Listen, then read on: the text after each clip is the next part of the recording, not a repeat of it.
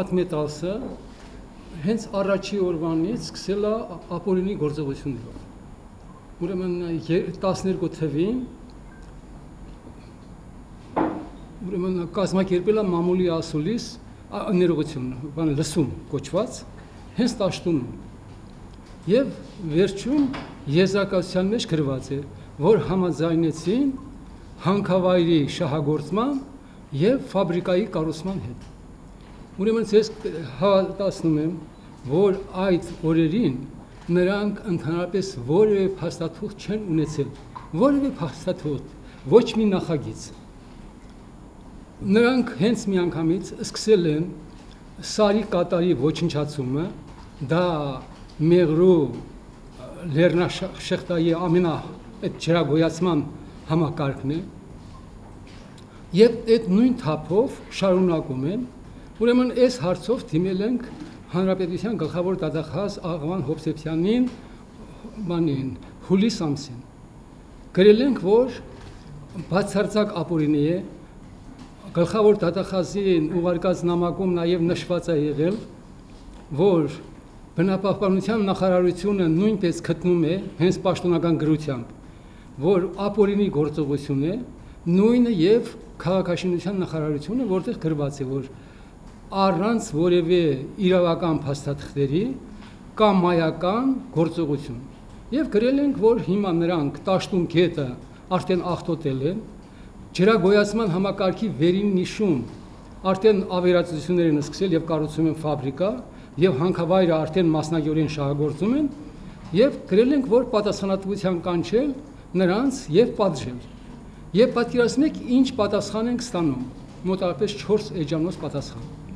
Գրվում է, որ գյուղապետը Տաշտունի այդպիսի մեծ հանցանք չի կատարել, այդ պատճառով մենք գործը կարճ ունենք։ Եվ սա գլխավոր դատախազ Աղվան Հովսեփյան։ Ուրեմն երբ որ Աղվան Հովսեփյանից հետո եկավ այսօրվա գլխավոր դատախազը Կոստանյան կարծում եմ, ուրեմն այդ նույն նամակը նաև ուղեկցող նամակով ուղարկեցինք, որ տեսեք ինչպեսի աբսուրդ պատասխան են տվել։ Եվ մինչև հիմա, հոկտեմբերից մինչև հիմա որևէ պատասխան չկա։ Հետո ուրեմն նախ ասեմ ինչ կոպիտ խախտումներ է։ Սրանք վերցնում են հանքավայրի բնապահպանական մասը առանցին են ներկայացնում, ֆաբրիկայի կառուցումը առանցին, հանքավայրի շահագործումը առանցին եւ Պոչամբարի խնդիրը առանցին եւ պնդում են, որ իրենք ընդհանրապես փոչանք չունեն եւ բացարձակ անթափոն արտադրություն է։ Գրեց Ռոբերտ Քոչարյանը։ Ինչ արեցին։ Օրենքներ բերեցին, օրենքների հետ միասին փոխեցին բոլոր նորմատիվները, ենթաօրենսդրական ակտերը եւ Հայաստանը դրվեց ուրեմն մսաղացի տակ, ուրեմն ընթանալու այդ գործընթացը եւ Սերժ Սարգսյանը նույն սառնասրտությամբ ու անխղճությամբ դա իրականացնում է։ Ուրեմն մենք դիմել ենք Սերժ Սարգսյանին, ոչ մի պատասխան, ծպտուն չկա, այդ մարդը կարծում ես թե ընդհանրապես խոսել չգիտի։ Եթե մենք ուրեմն գրում ենք Հանրապետության նախագահին կամ վարչապետ Հովիկ Աբրահամյանին, ասենք գալիս է էներգետիկայի նախարարության աշխատակազմի աշխատակցի ստորագրությամբ, որ նախագահին կամ վարչապետին ծեր գրած դիմումը այսպես ու 0 արդյունք։ Ես գիտեք ինչ կա, կարծում եմ լավ կլինի, որ ես թույլ տամ նաև ուրիշներ արդեն։ Սերենատեսնենք համահայկական բնապահպանական ճակատը, ինչ քայլեր է ձեռնարկել, տեսել եք խախտումներ, ինչ է կա։ Որպես համահայկական բնապահպանական ճակատ մենք առաջին անգամ Տաշտունի խնդրին անդրադարձանք դեռ անցյալ տարի հուլիսին, երբ մեր ֆիլմում անդրադարձանք Տաշտունին, ֆիքսեցինք, որ ֆաբրիկայի համար արդեն հիմքեր են փորվում, տեղում պահանջեցինք պատասխանատու եւ փաստաթղթեր, որևէ փաստաթուղթ մեզ չներկայացվեց, նույնիսկ մեր դիմաց դուրս եկան օտարազգիներ, ռուսներ եւ մեզ շատ հոխորտալից տոնով ասեցին դուք ինչ ա ձեր նախագահի դեմ եք դուրս գալիս, այսինքն մարդիկ որևէ օրինական հիմք բերելու փոխարեն ինչ որ գողական ոճով սկսեցին խոսել մեզ հետ։ Դրանից հետո, ինչպես պարոն Սանասարյանը նշեց, մենք տվեցինք ահազանգ, հաղորդում հանցագործության մասին եւ դրանց պատասխանը շատ ծիծաղալիորեն, որը մենք հանրային լսումների ժամանակ էլ նշեցինք, երբ մենք պահանջում ենք պատասխանատվության ենթարկել ԱՏՄ-ին եւ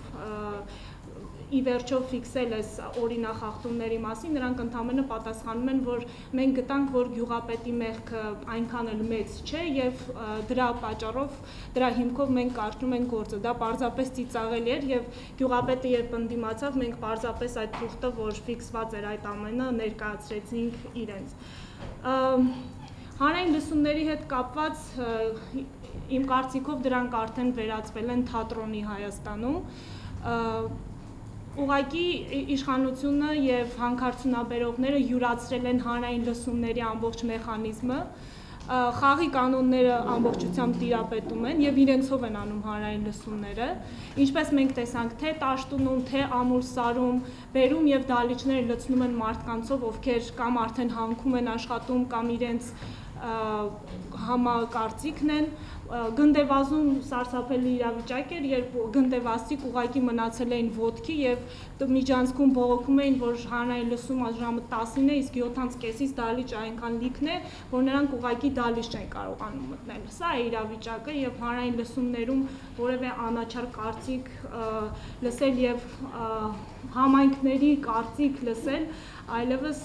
ես անձամբ չեմ սպասում, որովհետև այս ամբողջը արդեն յուրացված մեխանիզմ է նրանց կողմից։ Իսկ այն ինչ հանրային, այսպես կոչված հանրային լսումների ժամանակ լսեցինք, նորից մեծ մասամբ ծիծաղելի են, մենք շեշտեցինք այն փաստը, որ հանքավայրը գտնվում է հանքավայրի տարածքում եւ հարակից շրջանում կան բնության հատուկ պահպանվող տարածքներ, այդ թվում Արևիկ ազգային պարկը, երբ հարց բարձրացրինք արդյոք հանքավայրը գտնվում է Արևիկ ազգային պարկի տարածքում, մեզ ասացին, որ ոչ։ Օրենքով հարկերից ազատել են բոլոր հանքատերերը։ Հայաստանում մոտավորապես 518, հետո մի քիչ դա ճոճվում է, էլի։ Հանքավայրեր կա, մետաղական, ոչ մետաղական, բոլորը արտոնված են։ Այն մակերեսը, որ ոչնչացնում են, հողատարածքները, հաշվում են, թե ինչքան պետությանը վնաս է հասնում, բայց 0 դրամ են մուծում, ոչ մի կոպեկ։ Իսկ մնացած բաները, թափոնները, որ լսվում է Հայաստանի գետերի հուններն ու կիրճերը, նույնպես գրված է, որ 1 տոննա թափոնի համար 0 տոննա։ Այսինքն օրինական օրենքի ուժով հարկերից ազատել են եւ Հայաստանի բնությունը մեռնում է։ Այսինքն եթե այսպես գնա, Հայաստանում ես հաշվարկել եմ, նայել եմ գետերի հուներով, Հայաստանում չի մնալու մոտակա 5, 10, 15 տարի ոչ հեռու։ Եթե հանքերը շահագործեն, ոչ մի գետ, որ այսօր հիմնականում լեռնային գետեր են, որի ջուրը կարելի է օգտագործել որպես ոռոգող ջուր եւ դրա հետ մեկտեղ նաեւ խմելու ջրի խնդիրն է ավերվում, քանի որ պայթեցումների ընթացքում լեռնակատարներին այդ ջրերը կորչում գնում են ճեղքերով։ Այսինքն այսպիսի արհավիրք, այսպիսի այսինքն աղետ ուրեմն հնարավոր չի նկարագրել։ Թող այսինքն քննարկելու հարց է, ես իմ թիմակիցների հետ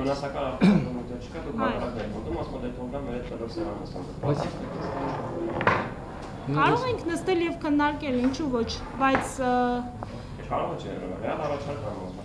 հա, մեզ ճիշտ ասած պաշտոնապես չի արվել, մենք թիմով չենք քննարկել, անձամբ ես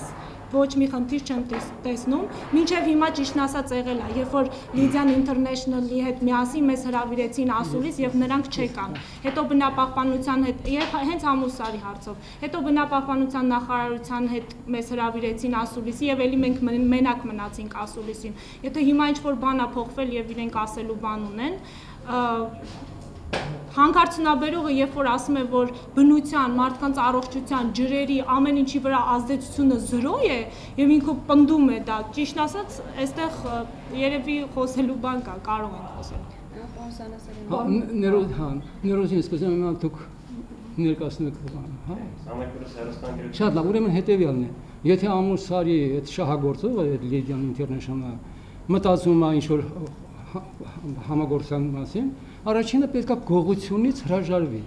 Նա մասնակից է Հայաստանի կողոպտին։ Տեսեք, այնտեղ մոտ 56 տոննա ոսկի կա, 222 միլիոն տոննա միայն դատարկ ապարներ։ Այնտեղ 194 տոննա ուրան կա։ Եվ ամուսարը այսպես գրկում է, ամուսարին գրկում է որոտան գետը։ Մյուսները, այսինքն իհարկե մենք ճարահատյալ պետք է գնանք նրանց հետ խոսելու, քանի որ ամբողջ պրոֆեսիոնալները հավաքված են հանքարդյունաբերողների մոտ։ Հասարակական կազմակերպությունները չունենք մենք այն գիտելիքները, որ ունեն նրանք։ Եվ միաժամանակ մենք մեր թիկունքում չունենք հանրապետության նախագահ, դատախազ, որ կարողանանք մեր տեսակետները առաջ տանենք։ Այսինքն նրանք ընդհանուր առմամբ արդեն հրապարակել են, որ գողեր են եւ բարոյականության մասին ընդհանրապես չեն մտածում, իսկ ճարահատյալ մենք ուղղակի պետքա որ գնանք նրանց հետ զրուցելու, բայց նրանք ոչ կարող են աշխարհագրական դիրքը փոխել, որ գետերի հունը փոխել, ինչը կարող է փոխվել։ Սա վերջապես մենք գործ ունենք երկրաբանության հետ։